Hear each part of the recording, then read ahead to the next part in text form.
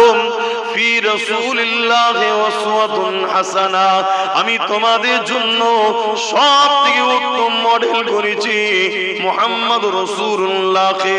তোমরা যদি কল্যাণ ও কামিয়াবি চাও, আমার রাজি চাও, আমার জান্নাত চাও, আমার নিয়ামত চাও, মনে রাখবে তোমাদের লক্ষ্য কেন্দ্র যেন মুহাম্মদুর রাসূলুল্লাহ হয়। নবীজি ভাবে যা করেছো এইভাবে করো, নবীজি ভাবে যেটা ছাড়তে বলেছে ছেড়ে দাও। যে রাসূলকে চিনল না সে কোরআনও পেল না, সে পথভ্রষ্ট গুমরা জাহান্নামী হয়ে যাবে।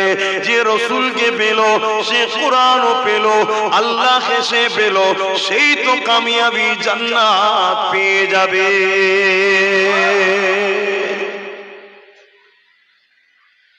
আমাদের লক্ষ্য হুজুরের দিকে রাখতে হবে। কিন্তু আজ পুরো দুনিয়া জুড়ে মিশন চলছে উম্মতকে হুজুর থেকে সরাও। কোরআন দাও, নামাজ দাও, মাদ্রাসা দাও, মসজিদ দাও, টুপি দাও, দাড়ি দাও, রোজা দাও, কেরাত দাও, তাবলীগ দাও, সব দাও, শুধু নূর নবী থেকে সরাতে হবে। যদি পুরো সরাতে নাও পারো, কিছুটা হলেও যেন হুজুরের বিয়াদবিরা তৈরি হয়, এই শিক্ষাটা দুনিয়া চাইছে দিতে।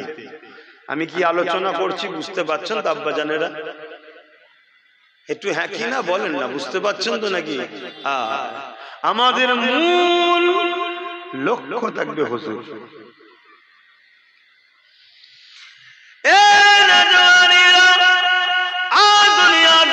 তোমাকে আমাকে আল্লাহ দরবার নাম করিয়ে নানা রকম ষড়যন্ত্র চলতে লেগেছে। চলো বাবা আল্লাহর রাস্তায় যায়, চলো বাবা আল্লাহকে ধরি, চলো বাবা আল্লাহকে প্যার করি, চলো বাবা আল্লাহকে মোহাব্বত করি।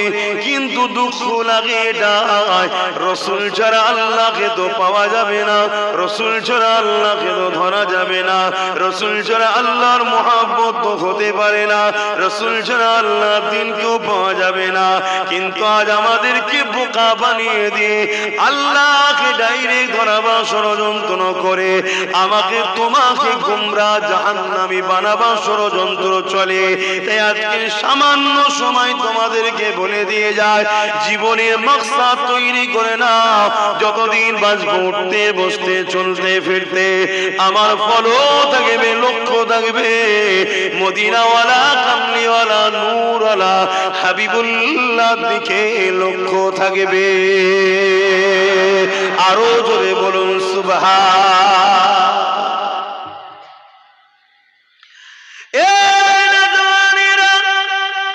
আল্লাহ কুরআনের মধ্যে জানিয়ে দিল, কুল বাকাফলাম কুল, ইয়ানি ফরমাইয়ে নবীকে বলার জন্য আল্লাহ পাক বললেন হাবিব আপনি বলে দিন, দুনিয়ায় যারা বলে আল্লাহকে ভালোবাসে, আল্লাহকে পেতে চায়, আল্লাহকে মহব্বত গুনি প্যার করে, এরা যদি সত্যবাদী হয় এদেরকে একটা টেস্ট দিতে হবে, পরীক্ষা দিতে হবে।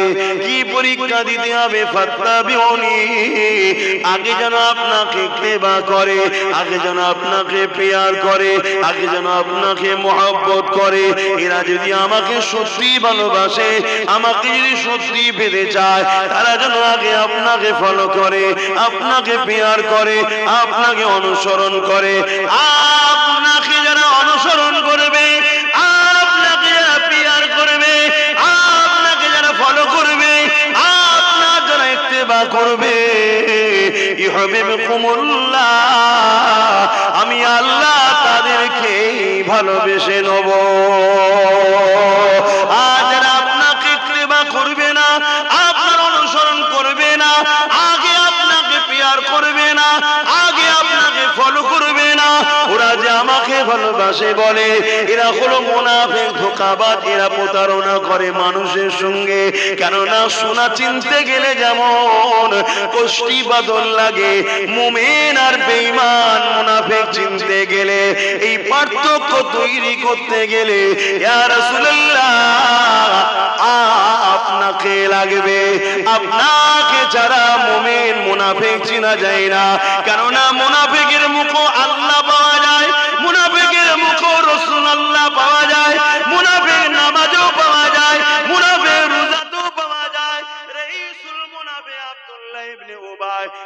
কিনা আমার নবী পাকের পিছনে নামাজ পড়েছিল, নবী পাকের সঙ্গে জিহাদে গিয়েছিল, নবী পাকের সঙ্গে রোজা রেখেছিল, নবী পাকের সঙ্গে হজ করেছিল, নবী পাকের সঙ্গে দান খায়রাত করেছিল। অপরদিকে সিদ্দিক আকবর তিনিও নবী পাকের সঙ্গে নামাজ পড়েছে, নবী পাকের সঙ্গে রোজা রেখেছে, নবী পাকের সঙ্গে হজ করেছে, নবী পাকের সঙ্গে দান খায়রাত করেছে।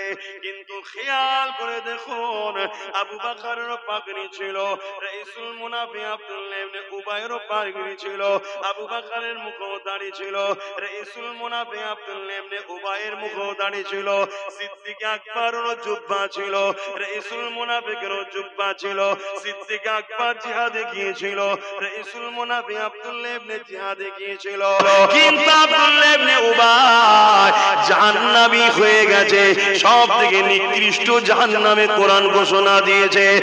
আর আবু বকর সিদ্দিক দুনিয়া থেকে জান্নাতে সার্টিফিকেট পেয়ে গেছে। আরো জোরে বলুন সুবহান। আলোচনা করছি ভালো করে বুঝুন, যুগে যুগে আমার নবী সরল পিরান উম্মাত গুলোকে একদল মানুষ কোরআন দেখিয়ে শেষ করেছে, একদল মানুষ নামাজ দেখিয়ে শেষ করেছে, একদল মানুষ দাড়ি টুপি দেখিয়ে শেষ করেছে, একদল মানুষ হজ দেখিয়ে শেষ করেছে।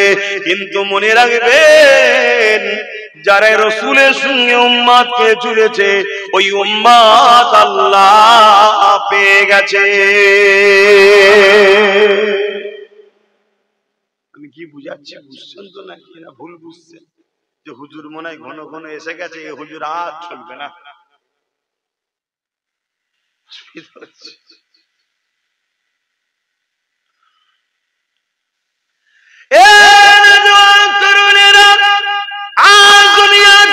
বড় কমজোরি হয়ে গেছে। আমার নবীর উপরে মহব্বতে ভালোবাসায় আল্লাহ যে আমার নবীর মাকাম সম্মান মর্যাদা করতে বলেছে, এই জায়গায় আজকে আমাদের বড় ঘাটতি হয়ে যাচ্ছে। এই ঘাটতির কারণ হলো আমরা অভাবী হয়ে গেছি, এই ঘাটতির কারণ হলো আমরা দুর্বল হয়ে গেছি, এই ঘাটতির জন্য আজকে আমরা লাঞ্ছিত হতে লেগেছে, এই ঘাটতির জন্য আজকে আমরা বঞ্চিত হতে লেগেছে, এই ঘাটতির জন্য আজকে জালিমরা আমাদেরকে লুটতে লেগেছে, এই ঘাটতির জন্য আজকে মসজিদ মাদ্রাসা কবরস্থানকে কেন্দ্র সরকার বিল করে দখল করে নিতে চাইছে। এর একমাত্র কারণ হলো আমাদের হৃদয়ে হুব্বে রাসূল কমে গেছে, আদবে রাসূল কমে গেছে। এর উদাহরণ একটা ছোট্ট দিয়ে যাই, শুনে দেন। খালিদ বিন ওলীদ বলে আমার নবী পাকের একজন সাহাবী ছিলেন, 125টা লড়াই করেছিল ইসলামের পক্ষে দাঁড়িয়ে। 125টা লড়াইতে খালিদ বিন ওলীদের মোকাবেলায় কেউ দাঁড়াতে পারেনি। প্রতিটা জায়গায় কামিয়াবি হয়ে ইসলামের ঝান্ডা ঘিরে দিয়ে এসেছে। কোন একটা লড়াইয়ের সময়তে খালিদ বিন ওলীদ রোম সাম্রাজ্যের সঙ্গে লড়াই করে, রোমারীয় সৈন্যদের সঙ্গে লড়াই করতে লেগেছে। এই লড়াই করতে করতে এমন সময় দেখা যায় সাহাবা হুজুররা বড় দুর্বল হয়ে পড়তে লেগেছে, আস্তে আস্তে পিছিয়ে যেতে লেগেছে। ওই নেতৃত্ব দিয়েছিল খালিদ বিন ওলীদ, সিপা চালাচ্ছিলেন খালিদ বিন ওলীদ। খালিদ বিন ওলীদ সাহাবাদেরকে বলতে লেগেছে, আজকে দিনে মনে হয় আমরা জিততে পারবো না, কেন জানি আজকে পরাজিত হতে লেগেছে। আস্তে আস্তে পিছিয়ে যেতে লেগেছে। এক সাহাবী দ্রুত ঘোড়ায় চেপে মদিনা আনসারী ও মুহাজিরিন এক কথায় মদিনাবাসীদেরকে খবর দিতে এসেছে, ও মদিনার মানুষেরা, আল্লাহ নবীর সাহাবারা আজকে পরাজিত হতে লেগেছে, তারা পিছিয়ে যেতে লেগেছে। এই মেসেজ কেন দিতে লেগেছে? মদিনার মানুষরা যাতে দ্রুত ছুটে গিয়ে সাহায্য করতে পারে, পাশে দাঁড়াতে পারে। কথা মতো কাজ হয়েছে, সবাই বেরিয়ে পড়েছে। কিন্তু হঠাৎ করে দেখা যায় একজন নেকাব পরা পুরো শরীরকে ঢাকা ঘোড়ার পিঠে উঠে খুব দ্রুত যেতে লেগেছে। লেগেছে যে সাহাবীটা খবর দিতে এসেছিল ওই সাহাবীটা ফলো করতে লেগেছে। তার ঘোড়া চালাবার স্টাইল দেখে মনে হচ্ছে ইনি কোনো একটা বড় যোদ্ধা হবে, তাই এমন করে সে পুরো চেহারাখানা ঢাকা রয়েছে, পুরো শরীরটা ঢাকা রয়েছে। ওই সাহাবী বড় চিন্তায় পড়ে গেল, এটা কোনো জাসুস নয় তো, আমার সাহাবাদের ক্ষতি করতে যেতে লেগেছে। এই সাহাবী ভাইটা দ্রুত ঘোড়া চালিয়ে যায়, যেতে যেতে দেখা যায় ওই যে পুরো শরীরকে ঢাকা, পুরো চেহারাকে ঢাকা ওই যে ঘোড়ার পিঠে যে দ্রুত এসেছিল, তিনি এমন করে যুদ্ধের ময়দানে এসে খালিদ বিন ওলীদের চতুর্দিকে ঘুরতে লেগেছে, সুযোগ যেন একটা খুঁজতে লেগেছে, চম্বন করতে লেগেছে। এই অবস্থা দেখে খালিদ বিন ওলীদ বলেছিল, হে আপনি নেকাব পরা, আমার চতুর্দিকে কেন ঘুরতে লেগেছে? এমন একটা সময় এসে যায় যে সময় চেহারা নেকাব তুললে অন্য কেউ দেখতে পাবে না, সেই সময় যখন চেহারা নেকাবটা খুলেছে খালিদ বিন ওলীদ দেখতে লেগেছে এটা অন্য কেউ না, আমার প্রাণের স্ত্রী। এই যুবকেরা হযরত খালিদ বিন ওলীদ জিজ্ঞাসা করে, আমার প্রাণের স্ত্রী, কেন আপনি ময়দানে এসেছেন, কি ব্যাপার? ওই সময় বিস্তারিত খুলে বলল, এক সাহাবী ঘোষণা দিয়েছিল আজকে যুদ্ধের ময়দানে আপনারা পরাজিত হতে লেগেছে। আমি অবাক হতে লাগলাম, খালিদ বিন ওলীদ যে যুদ্ধে সিপাহসালার হয়, ওই যুদ্ধ তো কখনো হারে না, ওই যুদ্ধে তো কখনো পরাজিত হয় না, আর খালিদ বিন ওলীদের নেতৃত্বে কেন পরাজিত হতে লেগেছে?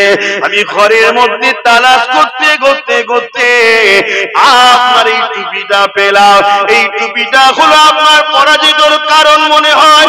খালিদ বিন ওলীদ আল্লাহু আকবার বললেন, পাগড়ি খানা খুলে স্ত্রী থেকে টুপিটা নিলেন, মাথায় দিলেন, পাগড়ি পরে নিলেন, আল্লাহু আকবার বলে ঝাঁপিয়ে বললে, যে যুদ্ধে সবাই ঠিক করেছিল হেরে যাব, ওই যুদ্ধে জয় হয়ে বিজয় হয়ে ইসলামের ঝান্ডা কেড়ে ঘরে ফিরে আসে। আরো জোরে বলুন সুবহান।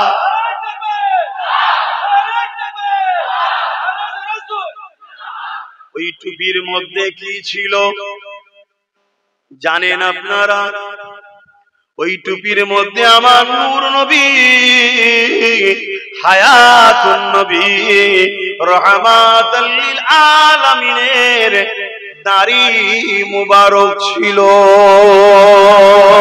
খালিদ বিন ওলীদ বলেছিল, এ আমার সাহাবারা, আমি প্রতিটা লড়াইয়ের ময়দানে গিয়ে জিতে যাই, এটা আমার কোনো কৃতিত্ব নয়, এই সব কিছু হলো আমার নূর নবীর বরকত। উম্মতে থেকে কি শিক্ষা পেয়েছেন? খুব ডিস্টার্ব করছে, তুমি নিচে যে বসো, একে কেউ পিটবে না, কেন মানুষকে মারো? এ অসুস্থ মানুষ, কেন পেটো একে? আচ্ছা যাও নিচে যে বসো, কে কিছু বলবে না। আচ্ছা বসো, দোয়ার সময় দেবো, কোনি বসো। দুরূদ শরীফ, আল্লাহুম্মা সাল্লি আলা।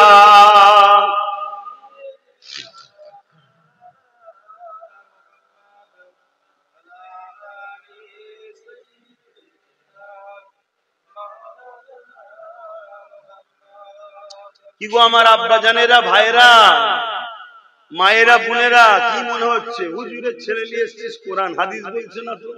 মনে হচ্ছে তো নাকি? কিছু কিছু গাদ্দার আছে, খোটা দেয় আবার, কোরআন বলে কই? শয়তান এরা, মুনাফিক এরা তোমাদেরকে ধোঁকা দেয়। দিদি বলো কেন? আমি কোরআন বলছি না তো কি বলছি? নবী সাহাবাদের জীবনী, নবীর জীবনী যদি দেখো, এর মধ্যে তো পুরো কোরআনের ব্যাখ্যা তাফসীর তোমরা পাবে। জোরে বলুন সুবহানাল্লাহ। কোন মাইন্দার বলতে পারবে নবী সাহাবারা আর নবী কোরআনের বাইরে গেছে? তাহলে যা বলবো সবটাই তো কোরআনের মধ্যে, কিন্তু তোমাদেরকে বোকা বানায়। হায় হায় হায়, আজকে কোরআন পড়ে মানুষের ঈমান চুরি করছে এই সমাজ। আমার কথা কি কষ্ট হচ্ছে? আমাকে ঝগড়াটে হুজুর লাগছে? লাগে লাগে লাগে, লাগুক গে যাক। কেননা আমার আল্লাহ গুস্তাগে নবীদের জবাব আল্লাহ নিজে দিয়েছে। জোরে বলুন সুবহানাল্লাহ। যখনই নবীর বিরুদ্ধে কেউ করেছে আল্লাহ সঙ্গে সঙ্গে জবাব দিয়েছে, এবং জবাব দিতে দিতে দিতে দিতে এক জায়গায় এত খাতারনাক জবাব দিয়েছে, আজকের দিনে বললে তো আমাদের নামাজি মুসল্লিরা আবার বলবে হুজুরি সব কথা বলবে কেন? জানতে হবে তোমার নামাজ রোজা গেছে বাবা। কথা শুনছেন না?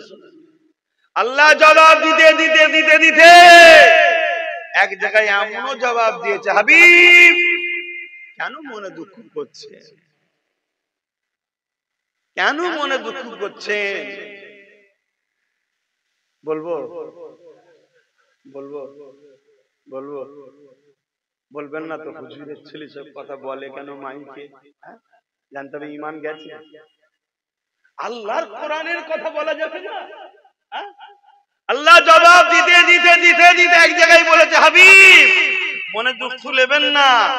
আপনার বিরোধী যারা তারা করে না, আপনার বিরোধী যারা করে বলতে বলতে বলতে বলতে বলছে, হাবিব ওদের জন্মের সমস্যা আছে। কথা মাথায় বুঝছেন না? বোঝেন না? জারদ সন্তান, তারা ছাড়া আপনার বিরোধী কেউ করে না। কিছু মাথায় ঢুকলো?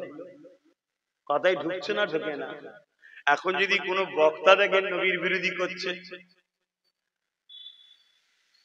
কোন নামাজি দাদি দেখেন নবীর বিরোধী করছে, কোন মুফতি মৌলানা যদি দেখেন নবীর বিরোধী করছে, কথা বলছে না তো? কোন ইমাম যদি দেখেন নবীর বিরোধী করছে, আপনাকে কোরআনের ওই আয়াতটার কথা মনে করতে হবে না? হবে না? কথা বলছে না তো? আরে মুফতি সাহেব মানুষ, মুফতি সাহেব কি হয়েছে?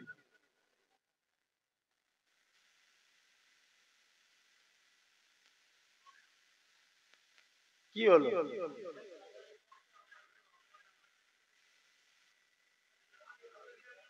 আল্লাহ শোনেন ভাই, সময় কারো ইন্তজার করবেন। আমি কি বুঝাচ্ছি আপনারা বুঝছেন তো নাকি? আপনারা শ্রেষ্ঠ নবী, শ্রেষ্ঠ উম্মত, আপনাদের বক্তা, আপনাদের ইমাম, আপনাদের মুফতি এমন লোক যেন না হয় যাদের সম্বন্ধে আল্লাহ কি বলছে? যারও সন্তান। শুনছেন তো নাকি? আমার কথায় কি কেউ কষ্ট পেয়েছে? এলে কিছু করার নেই। পুরো দুনিয়াকে ছেড়ে দিতে রাজি আছি, আমি আল্লাহকে ছাড়তে রাজি না।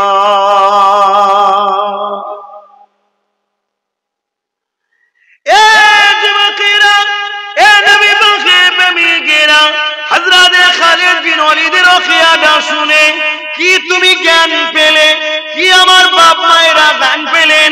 এ থেকে এই উপলব্ধি করা যায় আমার নবী পাকের একটা দাড়ি মোবারকের বরকতে প্রতিটা লড়াইয়ের ময়দানে কামিয়াবি হয়। আজ আমাদের সংখ্যা বেড়েছে, আজ আমাদের মসজিদ বেড়েছে, আজ আমাদের নামাজি বেড়েছে, আজ আমাদের দাড়ি বেড়েছে, আজ আমাদের টুপি বেড়েছে, আজ আমাদের হাজি বেড়েছে, আজ আমাদের কোরআন তেলাওয়াতের চর্চা বেড়েছে। সব বেরো আমরা ধ্বংসের দিকে, সব বেরো আমরা পরাজিত, সব করার পর আমরা আজকে শেষের দিকে। এতদিন ধরে আমাদের ওয়াকাফকে ঝেড়ে ঝেড়ে সবাই খাচ্ছে, আজকে সব থাকার পরও আল্লাহর ঘর মসজিদ গুলোকে, মাদ্রাসা গুলোকে মিটিয়ে দিবা ষড়যন্ত্রের জন্য আইন পাস হতে লেগেছে। আমরা কিছু করতে পারছি না। এর কারণ হলো একটা, বড় প্ল্যান করে বলে চলে করে কৌশলে এই জালিমদেরই অর্থে তারা, এই জালিমদের অর্থে লালন পালন করা, এই জালিমদের অর্থে একদল আলেম, এই জালিমদের অর্থে একদল মুক্তা মুনি সাহেব পীর সাহেব ঘুরিয়ে ফিরে তোমার আমার অন্তর থেকে আল্লাহ নবীর মহব্বত আদব কেড়ে নিয়েছে। যেটাকে বলা হয় ঈমান, ঈমান অর্থাৎ বার করে নিয়েছে বা ঈমান দুর্বল করে দিয়েছে। এত থাকার পর আজ আমরা কিছু করতে পারি না। অথচ বদরের জমিনে মাত্র 314 জন থাকার পর জালিমদেরকে মজা চেখিয়ে দিয়েছে। জালিমদেরকে জবাব দিয়ে দিয়েছে। আর একটু আগিয়ে চলুন, সাহাবাদের মাকাম নাই অনেক বড়। এ যুবকেরা, তরুণেরা, আজ থেকে 500-600 বছর আগে মসজিদে আকসাকে সেলিবিয়ারা দখল করে নিয়েছিল। যে মসজিদে আকসা নিয়ে পৃথিবী জুড়ে চর্চা চলছে, জানেন তো নাকি? কোথায় আছে জানো? প্যালেস্তাইনে।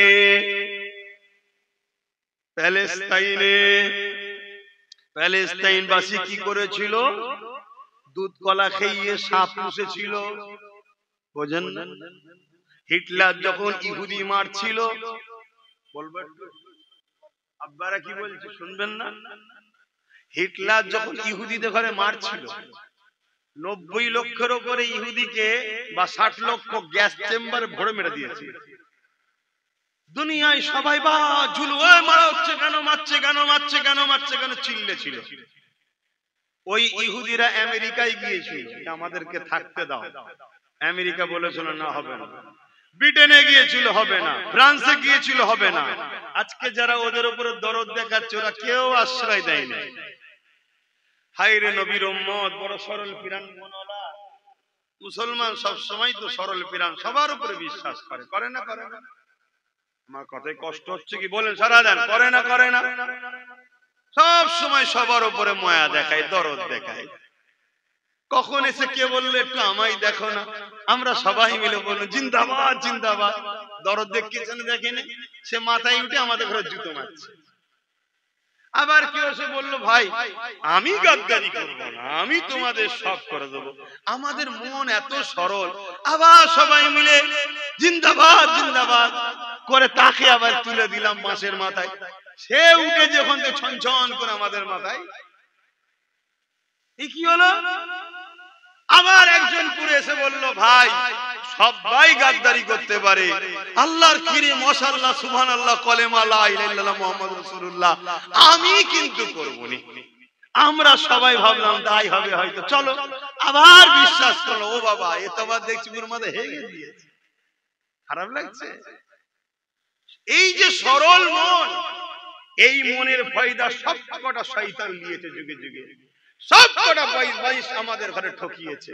ঠিক তেমনই প্যালেস্তাইনবাসীকে উপরে যে যখন যে বলল ভাই আমাদেরকে একটু বাঁচা ভাই, আমাদেরকে মেরে ফেলছে ভাই, একটু দেখ ভাই, তো প্যালেস্তাইনবাসী দরজা খুলে দিয়েছে, ইহুদির বাচ্চাদের ঘরে সব ঢুকতে দিয়েছে। জুতো ছিল না, জুতো দিয়েছে। কাপড় ছিল না, কাপড় দিয়েছে। থাকার জায়গা ছিল না, থাকতে দিয়েছে।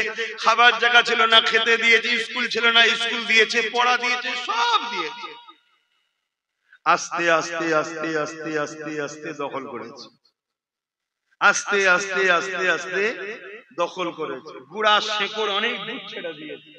ছেড়ে দিবার পর 80 বছর যেই হয়ে গেছে, তখন শোকের তনে ঢুকে গেছে। তখন বলছে প্যালেস্তাইন বাকি যেটুকু তোরা আছিস বেরো ওখান থেকে, আমাদের ছেলে বুলে বেড়েছে, পুরো দেশ এখন আমরা লোক। আরে তোকে তো আমি আশ্রয় দিলাম, আমি খেতে দিলাম, আমি পড়তে দিলাম, আমি জামা কাপড় জুতা দিলাম, তুই আমাকে তেড়িয়ে দিচ্ছিস মানে? সব জানি না, তোর ইনসাফ নেই। ইনসাফ যদি থাকতো তাহলে হিটলার মারত। কথা বুঝে আসছে না? আর হিটলার কিছু ইহুদি রেখে গেছে, চেয়েছিল সব মেরে দেবে। কিছু ইহুদি রেখে গেছে, এই জন্য বলেছিল দুনিয়া একদিন বলবে হিটলার ঠিক করছিল। এজন্য বীজ রেখে গেলাম। কি বীজ? দুনিয়া বুঝবে। কথা বুঝে আসছে না?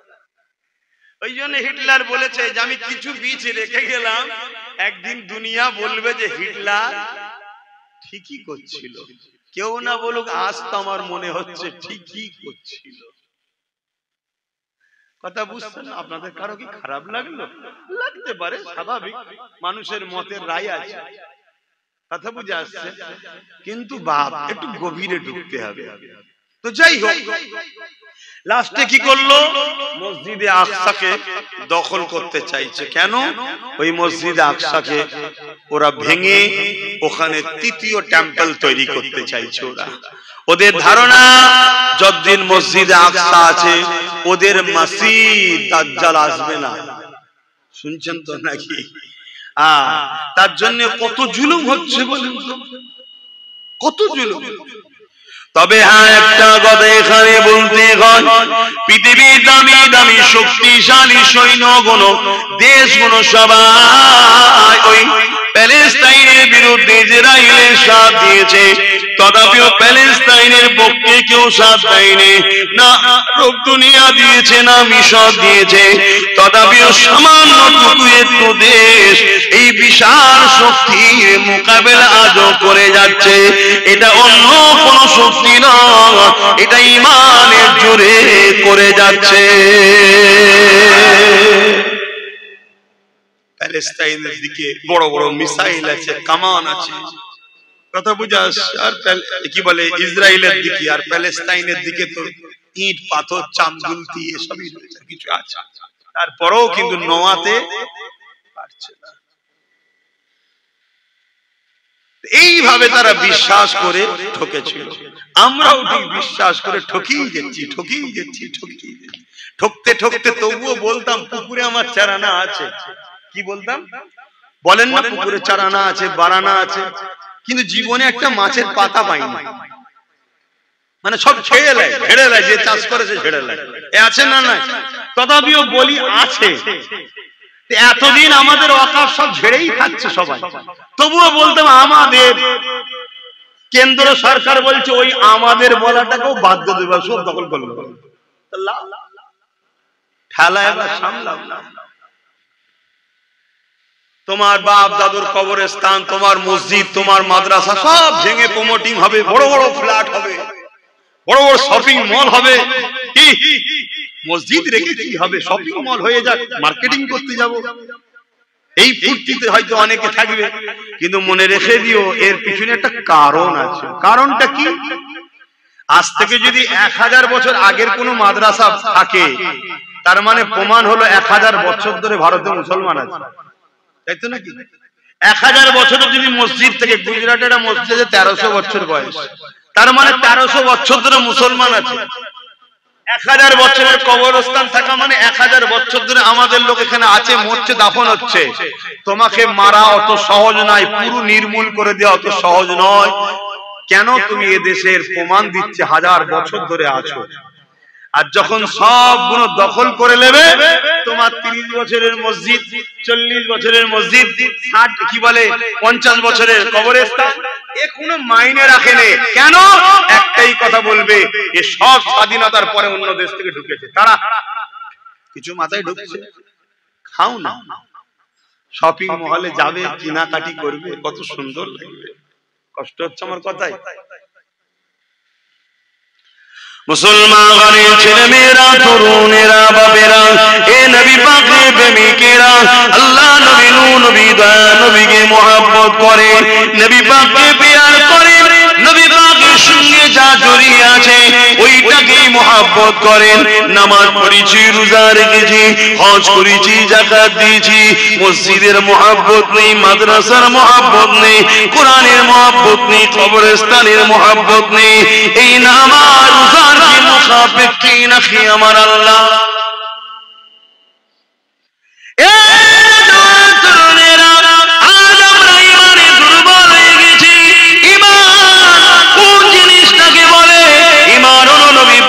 মহব্বত ভালোবাসার নাম, যার দিলে যত নবীর মহব্বত ভালোবাসা আদব আছে, তার ঈমান কত মজবুত রয়েছে। আজ থেকে 500-600 বছর আগে ওই মসজিদে আকসাকে এমন করে সেলিবিয়া সৈন্যরা দখল করেছিল। তখনকার সময় পৃথিবীর বুকে সব থেকে শক্তিশালী সৈন্য তারা ছিল, সেলিবিয়া সৈন্য তাদেরকে বলা হয়।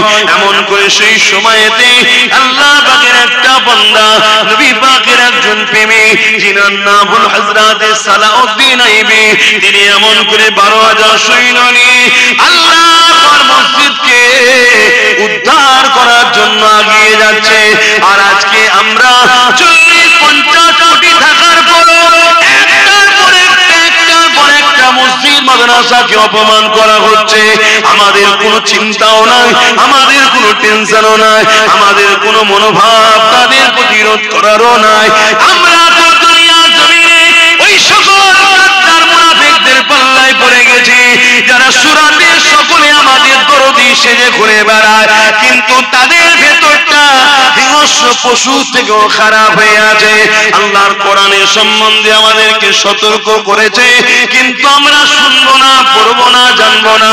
এই জন্যই তো আজ আমাদের এই দুর্দশা হতে লেগেছে। হযরতে সালাউদ্দিন আইবি 12,000 সৈন্য নিয়ে আগিয়ে যেতে লাগলো। এই 12,000 সৈন্য নিয়ে একটা জায়গায় যখন তাবু গাড়লেন, ওদিকে খবর আসতে লেগেছে 4 লক্ষ সেলিমিয়া সৈন্য আল্লাহর ঘর মসজিদ আকসাকে ঘিরে রেখেছে।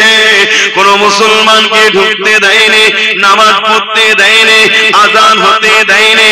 আজকে যেমন আমাদের এখানেও হতে লেগেছে, মসজিদকে যেতে দেয়নি, মসজিদে তালা মেরে দেয়, মসজিদে আযান নামাজ বন্ধ করে দেয়, মসজিদে কেস করে দেয়, পুলিশ এসে দরবার হয়ে পাহারা দিতে লেগেছে। মুসলমানের এন্ট্রি হওয়া যাবে না, হচ্ছে না, হয়নি। এই ওয়াজ শুনছেন? অসুবিধা হচ্ছে? তাহলে তেল দিয়া বক্তা নিয়ে আসবেন, সব ভালো সব ভালো বলে যাবে, অসুবিধা নেই। আর যদি বলেন যে না আমার, তাহলে আমার বাবা শুনতে হবে। হক কথা না বললে আল্লাহ কিয়ামতের দিন এই জিভকে জাহান্নামের কাঁচি দিয়ে কাটবে বা টেনে পেরেক দিয়ে কপালে মারবে। শুনবেন না শুনবেন না? শুধু শুনবেন না হকের পক্ষে থাকবেন? হকের পক্ষে থাকা তো বাপ খুব কষ্ট। পারবেন? সব ঘুমিয়ে পড়লো নাকি? আলো দিয়ে আরো সমস্যা দেখতে পাচ্ছেন, ঘুমিয়ে পড়েছে না তো? হকের পক্ষে থাকবেন? ছদ্মবেশী বেঈমানকে সাপোর্ট করবেন আর হকের পক্ষে থাকবো বললে হয়? প্রকাশ্য বেঈমান আছে আর ছদ্মবেশী বেঈমান আছে, আছে না? না, প্রকাশ্য বেঈমান যে মুখেও বলে তোকে মারবো, আর ছদ্মবেশী বেঈমান যে মুখে বলে মারবো না, ভেতর থেকে মারে। এই হচ্ছে পার্থক্য। কথা বুঝে আসছে? হযরতে সালাউদ্দিন আইবি 12,000 সৈন্য নিয়ে গেছে। কত?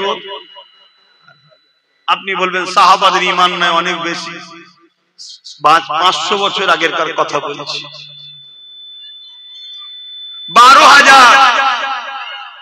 আর অপর দিকে সেলিবিয়ারা কত? 4 লক্ষ। আর তখন পৃথিবীর শ্রেষ্ঠ শক্তিশালী তারা, তাদের সৈন্য বিশাল পাওয়ারফুল, তাদের গায়ে যুদ্ধের লোহার ড্রেস আছে, তাদের দামি দামি সব যুদ্ধের বুট, হেলমেট, লোহার সব তৈরি। আর সালাউদ্দিন আইবি সাদা মাটা, আর সংখ্যা আবার 12,000, আর ওদিকে সংখ্যা 4 লাখ। বলুন তো আমি আপনি হলে কি বলতাম? তোর বাবু তো হয় কখন, পালিয়ে যা। কেন বলতাম? আমাদের ঈমান দুর্বল। জান সবার আছে পিয়ারা, কারো জান পিয়ারা নয়, সবারই পিয়ারা, কিন্তু ঈমানের কাছে জানের কোনো মূল্য নাই। জোরে বলুন সুবহানাল্লাহ। ঈমান এমন দামি জিনিস, 100টা জান থাকলে 100টা দিতে রাজি, একবারের জন্য ঈমান হারাতে রাজি নয়। কারণ ঈমান এমন দামি জিনিস। জোরে বলুন সুবহানাল্লাহ। কিন্তু ঈমানটাই তো বুঝলাম না কি জিনিস। এই যে গাছ দেখছেন না, গাছ, এই গাছের ডাল, পালা, পাতা, ফল, মূল, এগুলো হলো নামাজ, রোজা, হজ, যাকাত, দাড়ি, টুপি। আর ওই যে গাছের ভেতরে যেটা আছে মাটির তলায়, মূল বলে, মূল, ওটা হলো ঈমান। বুঝাবার জন্য বলছি। ডালপালা যদি কেউ কেটে দেয়, গাছ দুর্বল হবে, বেমানান হবে, কিন্তু গাছ মরে যাবে না। মূল তাজা থাকলে আবার ডালপালা বেরোবে, আবার পাতা গজাবে, আবার ফলমূল হবে। আর যদি মাটির তলার মূলটা কেটে দেয়, ডালপালা